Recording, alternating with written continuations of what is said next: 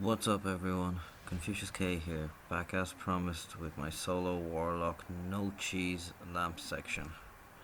So here I've used the warlock Sunsinger, full agility, no airlift because having two solar grenades is crucial to my strategy here.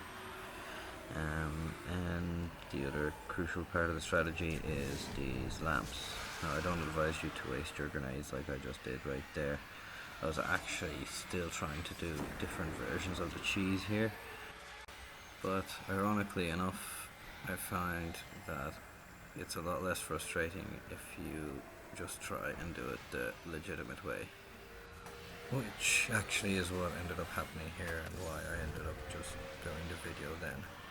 I decided to just do the one cheese and one solo. Not to mention actually a lot more fun, rewarding, and you don't get trolls screaming down your throat saying you haven't done it properly or you're not a good player. No pun intended, of course. And if I'm entirely honest, I'm not actually that sure that skill has that much to do with completing this part of the raid, but I'm sure others would disagree. They always do. Right, so let's get down to the actual nitty-gritty of it. In this method, as you can see, I'm using the icebreaker. I have my agility +2 perk switched on because it's very important and it can mean the difference between arriving at a lamp with weight of darkness 10 and weight of darkness 5. So you definitely want to have as low weight of darkness at all times as possible. That's pretty obvious. This is achieved obviously by hanging around the lamps. You may have also noticed that I stand a lot on the lamps. They're great for it. I highly recommend it if you can get your weight of darkness down to 0, meaning it disappears from the bottom left corner.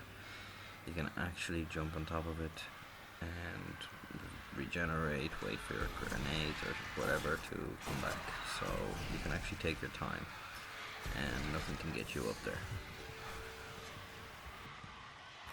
Players should also note that running away from the thralls is actually not so difficult as it may seem. Merely taking a step left or right can confuse an entire group of them to swipe in one direction, buying you precious seconds and letting your weight of darkness down further.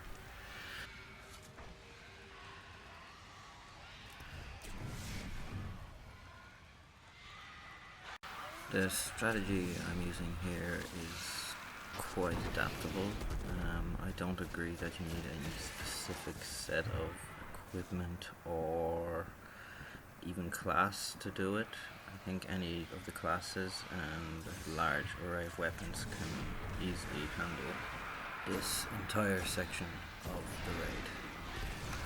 I just personally find the icebreaker as an invaluable sniper rifle, especially when it can make so many of them disappear in one bullet and consistently regenerate the ammo so you don't have to hang around. Once again, killing this knight or anything along the way is really not that necessary if you can stay on top of the lamps and keep your weight of darkness down, but obviously you will have to clear it out every once in a while. And another tip to clear them out is you can actually use the lamps themselves, because once they explode obviously they kill everything in sight. Just make sure to time your jump so that you don't die along with them.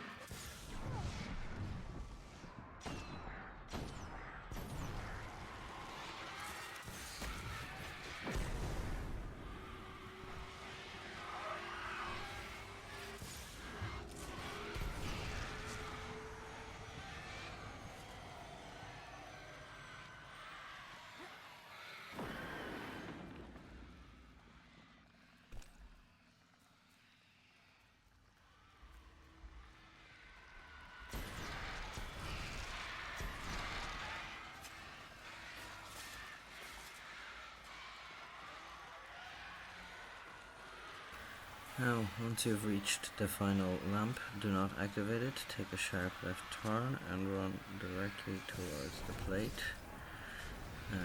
By standing on the plate, you will begin the building of the bridge. Now go back to the lamp, activate it, and bring your weight of darkness down to 0. So this will enable you to jump up top this really nice rock, which gives you a great view of the battlefield and is much easier to jump up than the one there to the right at the bridge. Also much smaller chance of falling off it. Now once you're safely here, as has been customary so far in this section, you will continue to ignore everything else and this time just focus all your fire on this ogre. The odd time a second one may appear, so do keep an eye out for that. That's quite random and possibly a glitch. I don't know, but do keep an eye out for it. And there you go. So now as the bridge builds, we can watch my warlock dance, who actually does remind me of an Asari dancer, if anyone watching has actually played Mass Effect. So finally, I'll just do a quick recap of some of the things I mentioned in the video. Remember to be properly equipped before attempting. Heavy ammo packs are not essential but do help greatly. Choose your weapons wisely. Explosive weapons are definitely a bonus. Patience and time is also an option as an exotic sniper because of the invisibility. Use your grenades wisely and put off using your super until the last resort, as this does lift the weight of darkness entirely. And most importantly, remember that you can make mistakes and recover, so just keep trying for the next lamp rather than wiping every time. You will make it. Thanks very much for watching. Throw me a like to show some appreciation for what I've done, or if this has helped you in any way. And subscribe if you're interested in seeing more Destiny content in the future from me. Thanks again from Confucius K.